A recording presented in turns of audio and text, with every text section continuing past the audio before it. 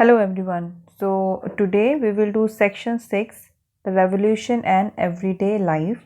And this is the last section of chapter 1, the French Revolution. And in this section you will study about the revolution and the daily life of the people. Okay किस तरीके से रोज़मर्रा की ज़िंदगी भी चल रही थी और साथ में रेवोल्यूशन यानी विद्रोह भी चल रहा था. Can politics change the clothes people wear, the language they speak or the books they read? क्या जो राजनीति है वो लोगों के कपड़े या उनके पहनने के तरीके को बदल सकता है या फिर उनकी भाषा को बदल सकता है जो वो बोलते हैं या वो उन किताबों को भी बदल सकता है जो वो पढ़ते हैं. The years following 1789 in France saw many such changes in the lives of men, women and children. कहने का मतलब है कि 1789 में फ्रेंच रेवोल्यूशन स्टार्ट हो गया. उसके हमने रीजंस भी पढ़े कि क्या क्या कारण थे. लुइस 16 जो राजा था फ्रांस का उसके बारे में पढ़ा, किस तरह से उसको और उसकी जो क्वीन थी एग्जीक्यूट कर दिए गए, किस तरह से अलग अलग तरह की गवर्नमेंट आई, रेवोल्यूशनरी गवर्नमेंट्स आई. ठीक है, नेशनल असेंबली बनी. देन रॉबेस्पियर आया, उसका 1 साल का रेन ऑफ टेरर रहा. उसके बाद भी चेंजेस आते ही रहे. लेकिन जो 3 आइडियाज़ थे, जो फिलोसोफर्स जो थे उस टाइम के, जो बोलते थे कि लिबर्टी, इक्वलिटी और फ्रेटर्निटी होनी चाहिए, ये 3 अभी भी पूरी तरीके से फ्रांस में इस्टेब्लिश नहीं हुए थे. ठीक है, तो हम इसी के बारे में यहाँ पढ़ने वाले हैं कि 1789 में फ्रांस में जो भी बदलाव हुए उसका प्रभाव वहाँ के रहने वाले लोगों पर भी हुआ, वहाँ के आदमियों, औरतों और बच्चों पर पड़ा. द रेवोल्यूशनरी गवर्नमेंट्स, देखिए रेवोल्यूशनरी गवर्नमेंट्स उन सभी गवर्नमेंट्स को बोला जाएगा जो विद्रोह करा था जिन्होंने, और उसके बाद सरकार इस्टेब्लिश करी यानी सरकार बनाई. जैसे कि थर्ड एस्टेट ने क्या किया था, पहले विद्रोह किया ना किंग के अगेंस्ट में, फिर उन्होंने नेशनल असेंबली बनाई थी. नेशनल असेंबली के थ्रू उन्होंने बहुत सारे रूल्स एंड रेगुलेशंस बनाए, किंग की पावर्स पर चेक लगाया, रोक लगाई. फिर धीरे धीरे किंग पूरा जो मोनार्की सिस्टम था वही ख़त्म कर दिया गया. फिर कन्वेंशंस बने, रॉबेस्पियर ने एक जैकोबियन गवर्नमेंट बनाई. तो आप देख सकते हैं कि जो जितनी भी ये सरकारें थी वो एक्चुअली रेवोल्यूशनरी थी, क्योंकि इन्होंने क्या क्या बदलाव लेकर आए समाज में विद्रोह करके, इसलिए इन्हें रेवोल्यूशनरी गवर्नमेंट्स कहते हैं. So these governments took it upon themselves to pass laws. वही जो भी सरकारें आई उन्होंने अपने हिसाब से कानून बनाए. ठीक है, that would translate the ideals of liberty and equality into everyday practice. और इन कानूनों ने क्या किया, ये जो स्वतंत्रता थी और समानता, इनकी अपनी ही परिभाषा अपने हिसाब से बनाई. ठीक है, जैसे जैसे जो सरकार आई उसने लिबर्टी और इक्वलिटी की जो डेफिनेशन थी वो अपने हिसाब से ट्रांसलेट की. One important law that came into effect soon after the storming of the Bastille in the summer of 1789 was the abolition of censorship. अब आपको याद होगा कि हमने पढ़ा था जो स्टॉर्मिंग ऑफ बेस्टाइल एक क्या है, वो क्या था, वो एक जेल खाना था जहाँ पे विद्रोहियों को पकड़ के बंद कर दिया जाता था. ठीक है, तो उस पर धावा बोल दिया था. रेवोल्यूशनरी जो जितने भी थे रेवोल्यूशनरीज थे उन्होंने क्या किया था, स्टॉर्म मतलब वहाँ पर हमला किया और वो जो बेस्टील था वो गिरा दिया गया, तो पैलेस ऑफ बेस्टील, हालांकि वो एक जेल खाना था. तो उसका इफ़ेक्ट ये रहा कि जो नया कानून बनाया गया वो था एबॉलिशन ऑफ सेंसरशिप. अब सेंसरशिप क्या होता है, जब कोई न्यूज़ या कोई बुक, ठीक है, कोई न्यूज़ हो गई, बुक्स हो गए या कोई भी मूवी है, जब ये चीज़ें लॉन्च होने वाली होती है या जो पब्लिक के बीच में जब ये चीज़ें आने वाली होती हैं उससे पहले एक सेंसरशिप की जाती है. इनके ऊपर किसी तरह की रोकथाम लगाई जाती है. अगर किसी भी तरह का कोई भी खबर या कोई भी किताब, ऐसी चीज़ें अगर उसमें लिखी हैं जिससे कि लोगों के बीच में कन्फ्यूजन क्रिएट हो, उनके बीच में लड़ाइयाँ हों उन चीज़ों की वजह से, या फिर शांति को खतरा मिले, पीस, जो पीस है उसको अगर वो पीस डेंजर में जाता है, इसकी वजह से सेंसरशिप लगाई जाती थी। जिस टाइम पे मोनार्की सिस्टम था, जब भी कोई जर्नल, देखिए उस टाइम पे कोई टेलीविज़न नहीं था, कोई रेडियो नहीं था, तो प्रिंट मीडिया होती थी। प्रिंट मीडिया अभी भी है। प्रिंट मीडिया के मतलब कि छपी हुई होती थी, जर्नल्स, मैगजीन्स, ठीक है, ये सब चीज़ें छपा करती थी, बैनर्स लगे करते थे, तो बुक्स लिखी जाती थी, जो फिलोसोफर्स थे बुक्स लिखते थे, और इसी तरह से रिटन फॉर्म में अपने आइडियाज़ जो थे वो लोगों तक पहुंचाए जाते थे। लेकिन राजा क्या करता था, वो ये देखना चाहता था कि कहीं इन न्यूज़पेपर्स में या फिर किताबों में या जो जर्नल्स छप रहे हैं, पत्रिकाएं छप रही हैं, या कोई जो मैगज़ीन छप रही है, कहीं उसमें राजा या उसके शासन के खिलाफ कोई अगर बात तो नहीं लिखी है। अगर वो बात लिखी है तो राजा उसको छपने से मना कर देता था। इसी को कहते हैं सेंसरशिप। हुआ क्या, जब बेस्टील को गिरा दिया गया, फ्रेंच रेवोल्यूशन बहुत ज़्यादा अपने चरम सीमा पर था, काफ़ी मतलब प्रोग्रेस कर रहा था, तो ये एक कानून बनाया गया कि भाई किसी भी तरह का जो सेंसरशिप लगाया जाएगा मैगजीन्स पे, न्यूज़पेपर्स पे, बुक्स पे, उन्हें हटा दिया गया, अबॉलिश कर दिया गया, यानी ख़त्म कर दिया गया सेंसरशिप को। ठीक है। In the old regime, all written material and cultural activities, books, newspapers, plays could be published or performed only after they had been approved by censors of the king. वही जो मैंने आपको बताया, समझाया कि जो राजा होता था वो पहले खुद पढ़ता था, पहले वो खुद उस प्ले यानी कोई नाटक अगर हो रहा है उसको देखता था। अगर उसे ये संतुष्टि मिलती थी, सेटिस्फैक्शन मिलता था कि भाई ये जो है मेरे अगेंस्ट कोई भी बात नहीं कहते, या ये नाटक मेरे शासन के खिलाफ या मेरे खिलाफ कोई भी बात नहीं बोलता है, तो फिर वो उसको अप्रूव कर देता था और फिर वो पब्लिक के बीच में पहुंचता था। लेकिन अगर राजा को ज़रा सा भी डाउट होता था कि भाई ये मैगज़ीन, ये न्यूज़पेपर या जो किताब है उसमें किंग के अगेंस्ट, उनके खिलाफ कोई बात लिखी है, तो वो किताब या मैगज़ीन छपी नहीं जाती थी। ठीक है, उन्हें रोक दिया जाता था। इसी को कहते हैं सेंसरशिप। अब आप भी देखिए आगे। Now the declaration of the rights of man and citizen. देखिए हमने पढ़ा था जब नेशनल असेंबली आई थी, उसने फिर क्या किया था, कॉन्स्टिट्यूशन बनाया था। ओके, उस कॉन्स्टिट्यूशन में उसने एक घोषणा पत्र जारी किया, एक डिक्लेरेशन जारी किया था, rights of man and citizens, आदमियों के और नागरिकों के अधिकारों की घोषणा कि भाई क्या क्या अधिकार नागरिकों को प्राप्त होंगे। तो ये जो पूरा ही वाला the declaration of the rights of man citizens, okay, ये कंप्लीट पूरा सेंटेंस है इसमें। सो प्रोक्लेम्ड फ्रीडम ऑफ स्पीच। तो ये जो डिक्लेरेशन था, ये जो घोषणा पत्र था rights of man and citizen का, इसने प्रोक्लेम किया कि भाई फ्रीडम ऑफ स्पीच होगी और एक्सप्रेशन होगा, यानी सबको बोलने का अधिकार प्राप्त होगा, because it is a natural right. मैंने आपको बताया था नेचुरल राइट का मतलब होता है जो आपको जन्म से मिल जाते हैं, बाई बर्थ मिलते हैं। ओके, वो आपके नेचुरल राइट्स होते हैं जिन्हें कोई अलग नहीं कर सकता है, जैसे कि राइट टू लाइफ, ये आपके जीने का अधिकार है, कोई भी आपको मार नहीं सकता है, या कोई ऐसा कानून नहीं बना सकते हैं कि आपकी ज़िंदगी तो आप इतनी जिएंगे और इसके बाद आपकी ज़िंदगी ख़त्म हो जाएगी। यानी आपको जीने का अधिकार है, अच्छा खाना खाने का अधिकार है, लाइफ में प्रोग्रेस करने का अधिकार, ये सब आपके बाय बर्थ मिले हैं, जन्म से मिले हुए अधिकारों को ही हम नेचुरल राइट बोलते हैं। याद रखिएगा इसे।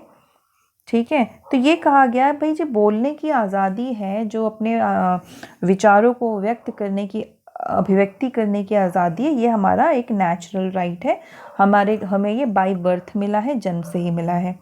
न्यूज़पेपर, पैम्पलेट्स, बुक्स, देखिए newspaper, pamphlets, books and printed pictures flooded the towns of France from where they travelled rapidly into the country side.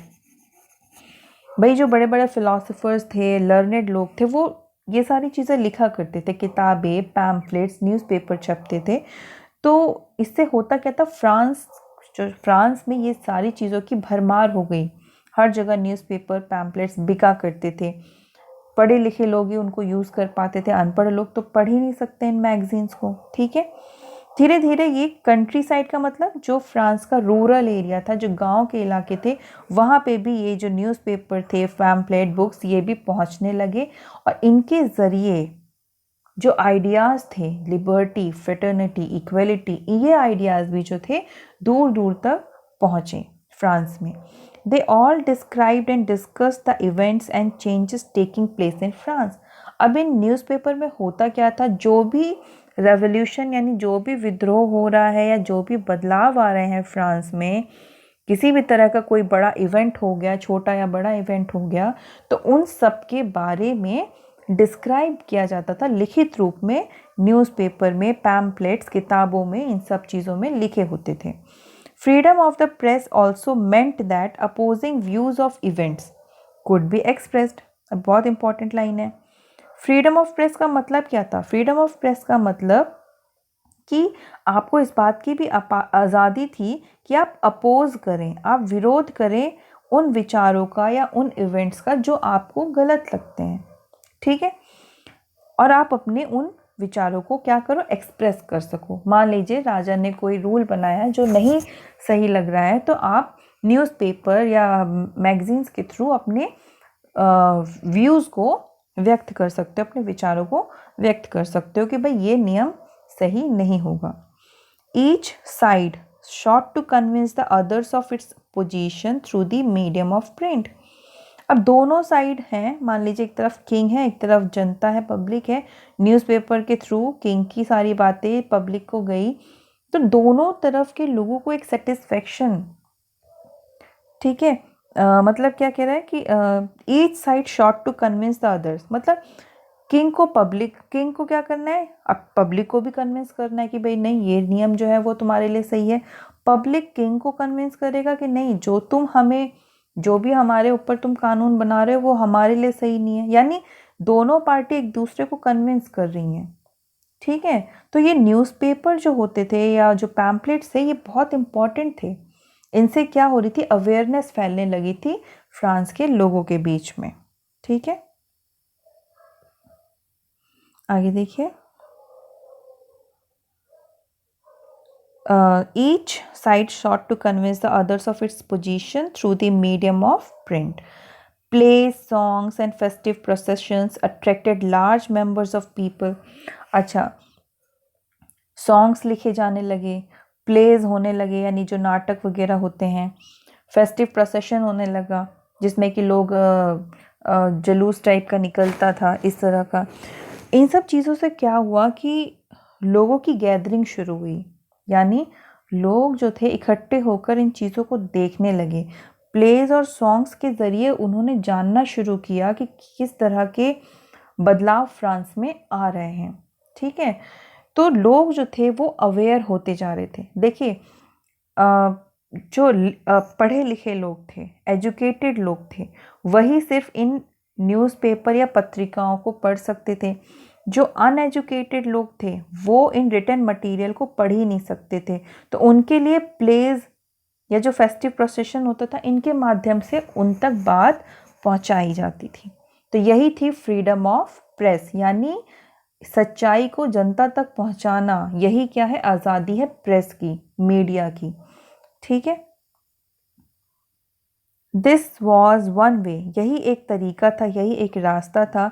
They could grasp and identify with ideas such as liberty और justice that political philosophers wrote about at length in texts which only a handful of educated people could read।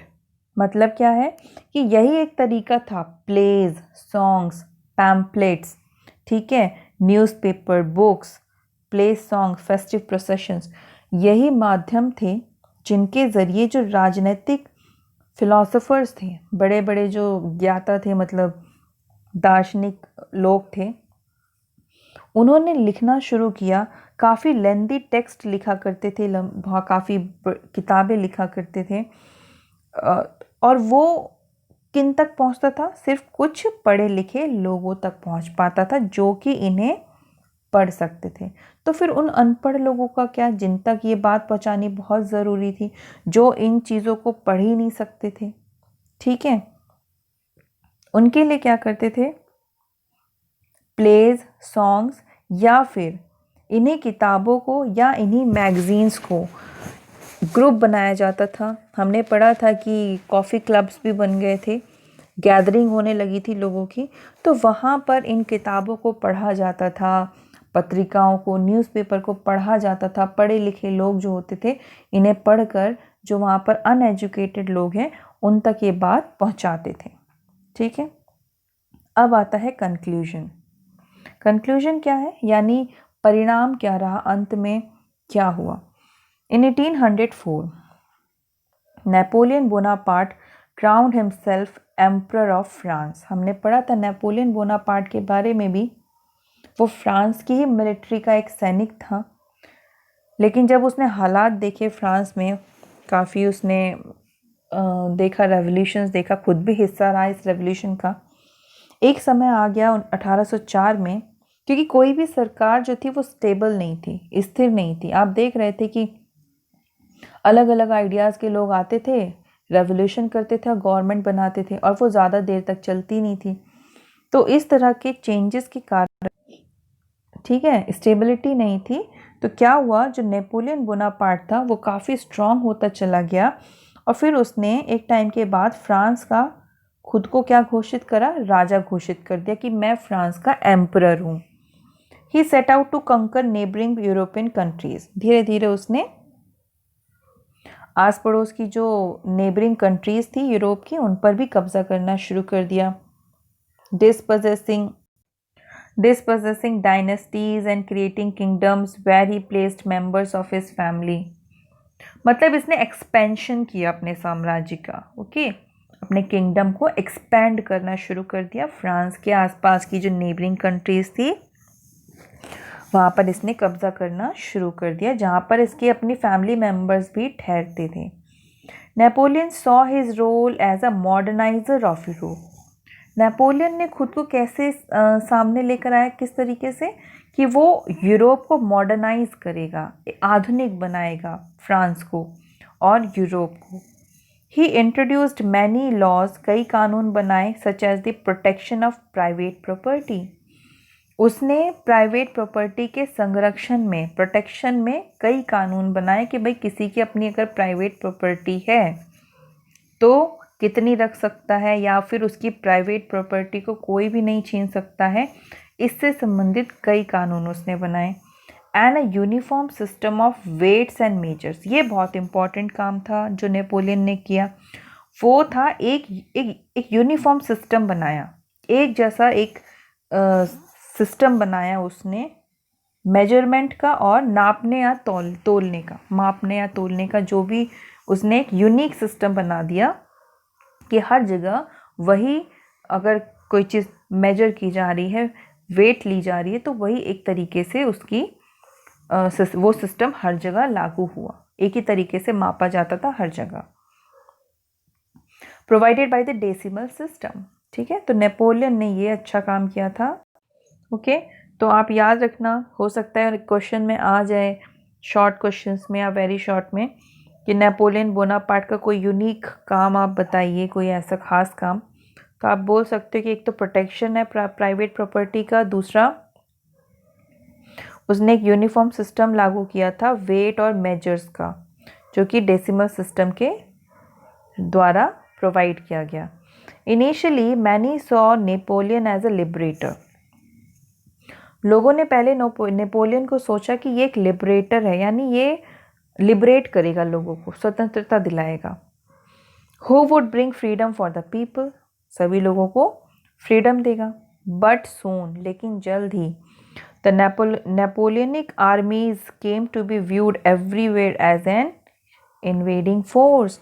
लेकिन जो Napoleon की जो army थी ना, उसको किस तरह से देखा जाने लगा, वो इन्वेडिंग फोर्स बन गई। इन्वेड का मतलब होता है किसी पर आक्रमण करना और कब्जा कर लेना, ज़बरदस्ती कहीं किसी के राज्य में घुसकर उस पर कब्जा कर लेना, यानी इन्वेड कहलाता, इन्वेजन। तो इन्वेडिंग फोर्स का मतलब वो हर जगह आसपास फ्रांस के या यूरोप के अलग अलग जगहों पर इन्होंने क्या किया, इन्वेजन शुरू कर दिया, जाकर युद्ध लड़ते थे और वहाँ पर कब्जा कर लेते थे। ठीक है।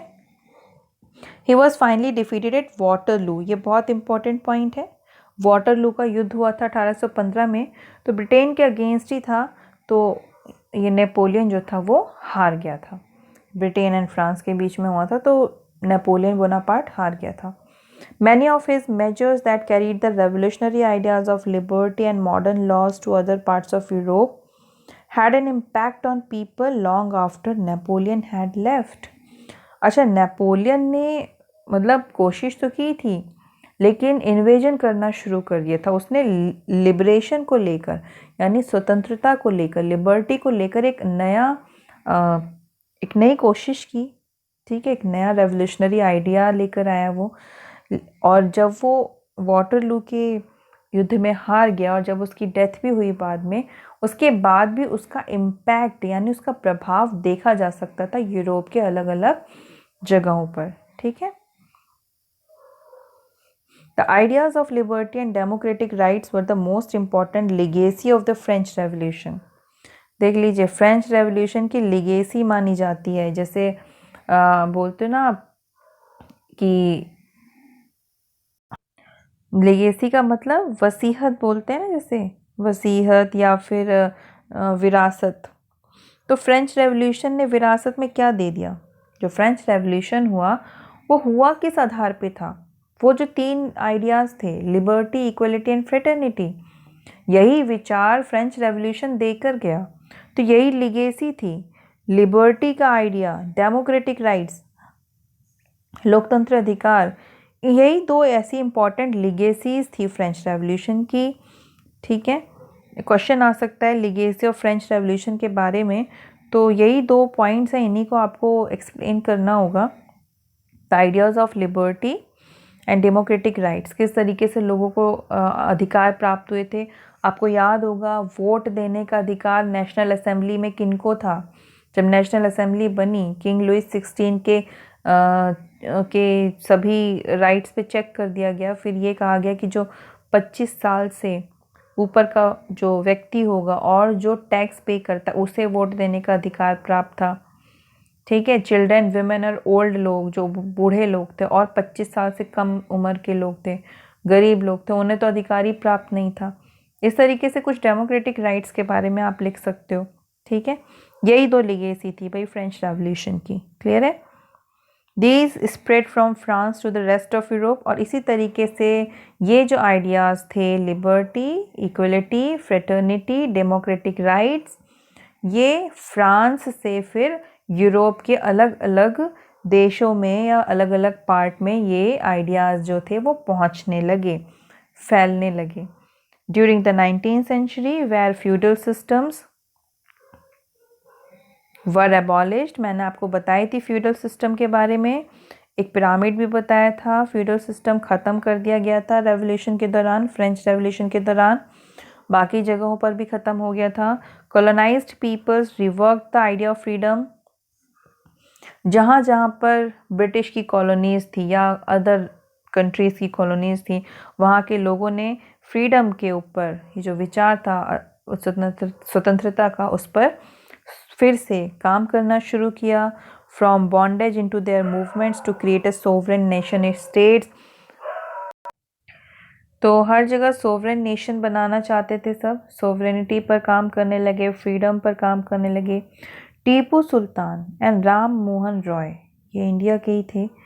टीपू सुल्तान इंडिया का ही मतलब भारत का राजा था। राम मोहन रॉय जो थे वो सोशल रिफॉर्मर थे 19th सेंचुरी के। तो इन दोनों ने ही, they are the 2 examples of individuals who responded to the ideas coming from revolutionary France. मैं आपको बता दूं कि जो फ्रांस है वहीं से रेवोल्यूशन स्टार्ट हुआ था, वहीं से मोनार्की सिस्टम के अगेंस्ट सोवरेन स्टेट स्थापित करने की बात सोची गई।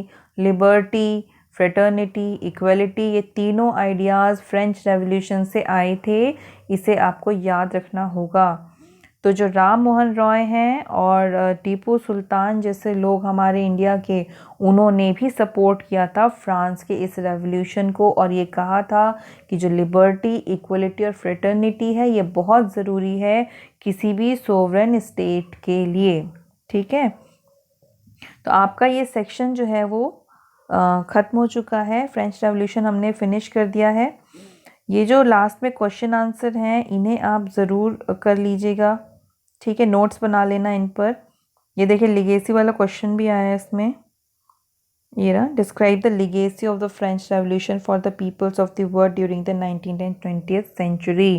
तो लिगेसी थी आपकी द फ्रीडम, लिबर्टी और डेमोक्रेटिक राइट्स। ठीक है, तो इक्वलिटी, फ्रेटर्निटी, डेमोक्रेटिक राइट्स, आप इन सब के बारे में लिख सकते हो इसमें। और ये रहा, describe the circumstances leading the outbreak of the, मतलब हमने पढ़ा था कि फ्रेंच रेवोल्यूशन से पहले सिचुएशन क्या थी, क्या हालात थे जिनकी वजह से फ्रेंच रेवोल्यूशन हुआ था। जैसे ब्रेड के दाम बढ़ जाना, शॉर्टेज होना, होर्डिंग करते थे जो शॉपकीपर हुआ करते थे, किंग जो था वो ज़्यादा से ज़्यादा टैक्स लगाता था थर्ड एस्टेट पे, नोबल और क्लर्जी भी टैक्स लिया करते थे, नोबल क्लर्जी को स्पेशल प्रिविलेजेस थे। तो इसी तरीके से आप पॉइंट्स में आंसर्स लिख सकते हो। ओके, सेकेंड क्वेश्चन देखिए, which groups of French society benefited from the revolution. जो रेवोल्यूशन हुए थे तो फ्रेंच सोसाइटी के किन ग्रुप को ज़्यादा फ़ायदा हुआ था, पढ़ा था हमने। जो एजुकेटेड थे, थर्ड एस्टेट थे, जो बिजनेसमैन थे, उन्हें ज़्यादा फ़ायदा हुआ, रिच पीपल को। पुअर जो थे उन्हें तो कोई फ़ायदा ही नहीं हो रहा था, उनकी तो रिप्रेजेंटेशन ही नहीं थी इलेक्टोरेट में या नेशनल असेंबली में। ठीक है, कौन सा सेक्शन था या ग्रुप था जिसने रिलिंक्विश किया, रिलिंक्विश का मतलब सत्ता छोड़ दी थी। तो किंग लुइस 16 थे, राजा, नोबल, क्लर्जी, इनकी स्पेशल प्रिविलेजेस ख़त्म कर दी गई थी। Which section of society would have been disappointed with the outcome of the revolution. Revolution से जो परिणाम निकले, कौन सा सेक्शन था जो बहुत ही ज़्यादा डिसअपॉइंटेड था? पुअर लोग, जो लेबरर्स थे, फार्मर्स थे, पुअर पीपल थे। क्यों थे? उनकी तो रिप्रेजेंटेशन ही नहीं थी, उनको कोई फ्रीडम नहीं दी गई थी, उनके बारे में कोई सोच नहीं रहा था। तब रॉबस्पियर आया जिसने की जैकोबियन गवर्नमेंट, जो रेन ऑफ टेरर माना जाता है 1 साल का, वो गवर्नमेंट उसने रखी। उसने रिपब्लिक के बारे में बात की लेकिन बड़े ही हार्श स्टेप उठाए लोगों के अगेंस्ट में। तो इस तरीके से आपको ये आंसर्स लिखने होंगे। ठीक है, सो हम नेक्स्ट चैप्टर स्टार्ट करेंगे अब नेक्स्ट वीडियो में। So that's all for today, take care.